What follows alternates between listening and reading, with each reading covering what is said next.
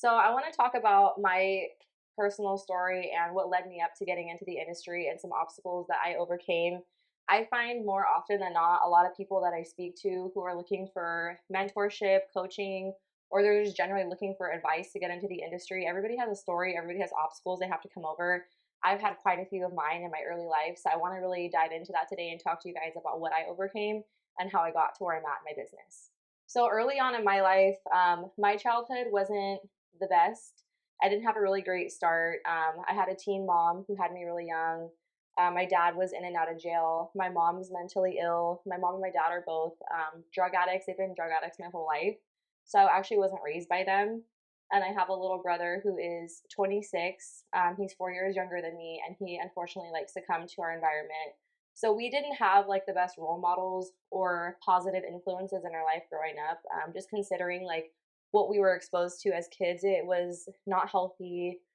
We endured a lot of like childhood abuse and a lot of like really negative things. A lot of kids that go through stuff like that typically become a statistic and they repeat those patterns. Not all the time, but it's very hard when you're going through a childhood like that where you don't have any parental figures, grandparent figures, or just positive role models to actually develop a healthy attitude and mindset to like overcome that environment and get out of it. So that was an obstacle all in itself for me as a kid. It's still kind of a touchy subject for me, even now that I'm 30, because it's been, it's long ago in my early life, but it still impacts me today as an adult. A lot of trauma and like things that we go through, it affects our self-esteem, it affects how we perceive the outside world, and it really plays a big impact on the type of choices we make. And a lot of times, like when you've gone through abuse or traumatic situations like that, I think that it's really hard for people to see themselves out of those environments and overcoming them because they haven't seen it before and they don't think it's possible. So that was a huge obstacle for me throughout my life, was trying to get myself to a place where like mentally I was able to want to get out of that and change that and like actually believe that there was more out there for me. So I want to say around like 15, I was on my own, got a job, started paying my own bills, and I was working and I was just trying to get on my feet. I didn't have a car yet, so it was a hustle for me in my early teen years. I graduated high school at 16, and I just kept working, and I was just really trying to stabilize my life. I kind of bounced around. I had different roommates. I lived in different places. And I was really just trying to figure out like where I belonged. I always knew that I wanted to do hair. I always knew I wanted to be in the industry. It's been a huge passion of mine since I was super little. So it's always been something in my heart that I wanted. But I just think, given the environment, like the circumstances that I had when I was growing up, I didn't get a lot of love and support.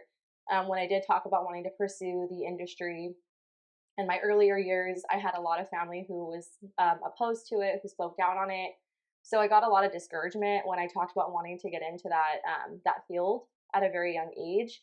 So when I did start living on my own and I did start working, I honestly didn't have the confidence to even really like pursue going to school because I just felt like it wasn't going to work for me and like that wasn't where I was supposed to go. Like I wasn't capable of it. And I think a lot of people go through that in life, especially when they want to start their own business. They have people around them who aren't supportive and who don't have the same dream or the same vision that they do, and they don't see what they have in them. And no one's ever going to know what you're capable of. So a lot of times people will speak down or not believe in you just simply because they don't have that gift and that vision inside of them. So you don't want to let that take you down, because at the end of the day, you're the only one who knows what you're capable of and you know what gift you have. So if you have that idea or that vision in your mind, it's super important to take that and run with it and just continue to show up and pursue it. So I'm going to backtrack a little bit back to my teen years really quick because we got a little off track. So going back to my teen years, I was really just trying to honestly get on my feet, stabilize my life, get transportation. I was kind of bouncing around place to place, living with different people, paying my bills, and just trying to like figure out what being an adult was like because I didn't have anybody to show me that. And I want to say around like 18 years old, I had got my first apartment and I had got a job at a beauty supply. And that really sparked my passion to want to get into school. And like it kind of brought that back out in me again. Unfortunately, like when I was working at that job, they weren't willing to work with my school schedule. So I wasn't able to go to school until I was 23.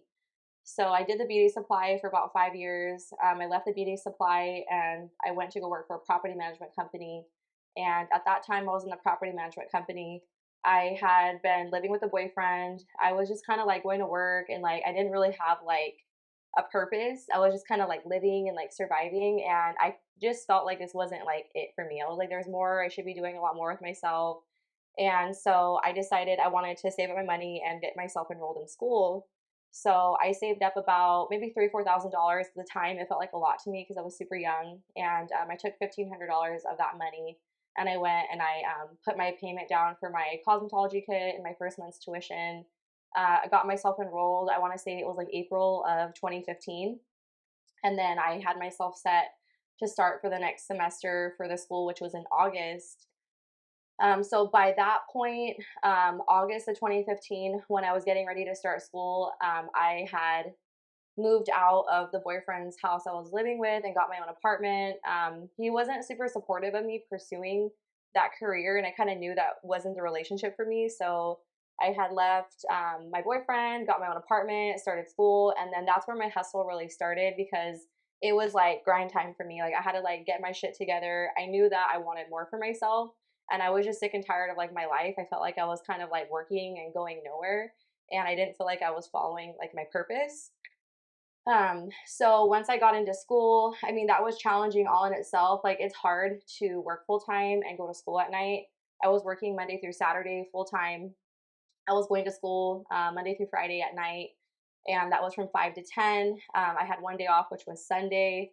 So it was a big transition for me, trying to juggle work and school and then like having personal time, and it was a big sacrifice, but it was super worth it. I went to school 2 years to get my hours completed. And when I had finished my program with my cosmetology school, I graduated July 30th of 2017. And then I took my state board test August 14th of 2017, got my license. And I mean, it was just like a snowball from there because you have to make decisions quick, especially when you're getting ready to start your business. You cannot sit and like wait. You have to like make decisions on the spot, and you have to make sure that you're making the right decisions. And sometimes we don't always know if those are right or not until until like the time's passed. But I got my license. I gave my job a 2 week notice because I was like, fuck this. Like, I got my license. I'm going to push myself and I'm just going to jump into it. I gave a 30-day notice on my apartment so I could cut back some of my expenses while I was getting my business started. And I mean, I just like dove into starting my business, which was super fucking scary. I was like having a little panic attacks. I was like, oh my God, this isn't going to work. Like, I'm going to fail. Like, I had a lot of like self sabotaging, a lot of self doubt, low self esteem. I mean, it was super, super hard for me mentally, emotionally, financially. I took a big cut in pay when I left my property management job. Shout out to them because if it wasn't for that job, I wouldn't have been able to put myself through school because they were flexible with my school schedule, and just allowing me to have the opportunity to go to school at night was great. And they paid me very well, so it allowed me to put myself through school and still be able to live on my own. But yeah, so back to leaving that job, it was hard for me because it was almost like leaving a safety net. Like, if any of you are getting into entrepreneurship or owning your own business, if you currently work for a company and you're getting a paycheck once a week or every 2 weeks, I think the hardest transition that I found for me and like for many other people who jump over into being a business owner is leaving having a consistent check from a company versus like when you have a business, like pay is not guaranteed. Um, and it's all on you. So that's super scary because when you have a job, like if you go to work and like it's slow, like they're still gonna pay you for showing up. Versus like when you have a business, if like business is slow, like you're not making money. So if you got a busy season and you're making hella money and you're, stacking it up, which is what you should be doing, you got to make sure you're saving because you're going to have slow seasons where business isn't as busy. And that's natural within business to have busy times and slow times. But I think just letting go of that consistent check and like learning how to like not stress out about a check every Friday and learning how to kind of adapt to like having money coming in as I work for it. It took me quite some time to overcome that fear and that like lack mindset. So I mean, just that first year being on my own in my business, it was super fucking hard. Like I didn't have anybody that was like super supportive and like cheering me on. Like my family still wasn't like super supportive of it. Like they didn't believe in it. Um, Nobody really that I could think that was like, oh my God, like this is super good for you. Like, let me know if you need help. It was just really honestly coming from me internally wanting to like change my life and like get out of that living like feeling like I'm living in a rut and like just showing up and going through the motions. So, I mean, the first year financially was really hard for me. I didn't make a lot of money. I mean, as most people know, like when you start your business, your first year, when you're opening a business up, it's super fucking expensive. Like you have a lot of shit you have to invest into. You're still putting your name out there. You maybe don't have a full clientele established. You're still trying to like network. You're still trying to meet people. It's a grind, and like you work 7 days a week. Like even if you're not working on a client in that given moment, you still have to market yourself. You have to show up. You have to talk about what you do. You have to put yourself out there. You have to be willing to accept rejection. You have to be willing to accept people not liking you, people liking you. Like there's a lot of growth and a lot of development that happens in that first year. And I think after that first year, once I hit my second year, things started to kind of have more of a groove. I started getting more comfortable. I started kind of understanding like my scheduling and my pricing, and like my income started to become more consistent. I feel like once I hit about my third year in, I started to notice a lot more support from people around me once they seen that it was a couple years in and they started to have a little bit more respect for it. But I feel like not until recently, at me being about 8 years into my business, have I been given the most acknowledgement and the most respect. I feel like when you want to start businesses and you want to be an entrepreneur, a lot of times people think you're crazy because we're trained to believe that like college and working like the corporate world is like the traditional way of being successful. And so when you have a lot of people around you that do that and they're not an entrepreneur themselves, they don't always understand like the grind and like the process that it takes to become a business owner. So if you're looking to start your business, I mean, this can pertain to anybody starting a business. It doesn't matter if you're joining the beauty industry or another industry, like opening up a restaurant or anything that requires you owning something.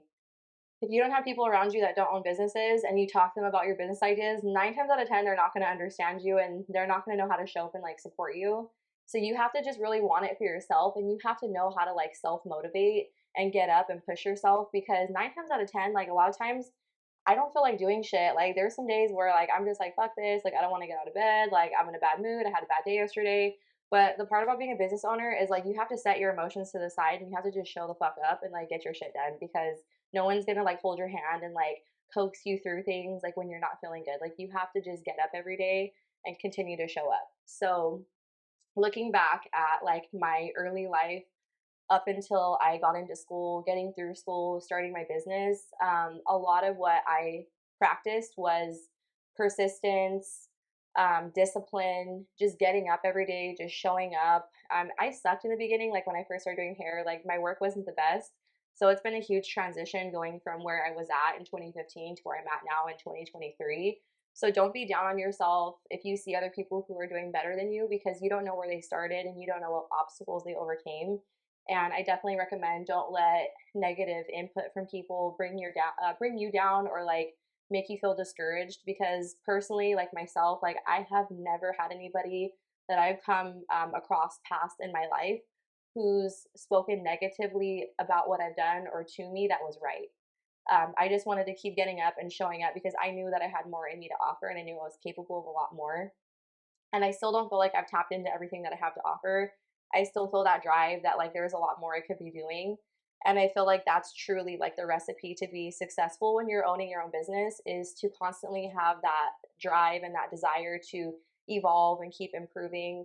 We're never a completed project. Like if you feel like I'm shit, I don't have anything to work on, or vice versa, maybe you feel like you suck and you have a lot to work on and you just don't want to get started, whatever end you're coming from, like you have to come to the table with an open mind that we all have things that we have to work on. Nobody's perfect, but just the fact that you're showing up every day and you're willing to work on it and you're willing to be consistent and you're willing to stick through the days that are tough, it's going to in the end it's going to pay off. So people who are successful, they get up every day and they show up, they do the work even when they don't feel like it. And even if you don't feel motivated, you need to feed yourself things that will motivate you. So like if I find myself losing motivation or I'm just feeling down, like read books, listen to podcasts, watch education on YouTube. I mean, we have so many resources available to us now that we have smartphones. You can literally pick your phone up and you can look something up to inspire you in that moment. So it really solely depends on you how successful you want to be, regardless of the type of start you had in life or the type of obstacles you've had to overcome, whether your significant other isn't supportive of you opening your business, or maybe your family's not, or maybe some close friends. I'm a big, big believer in letting people go if they're not supportive.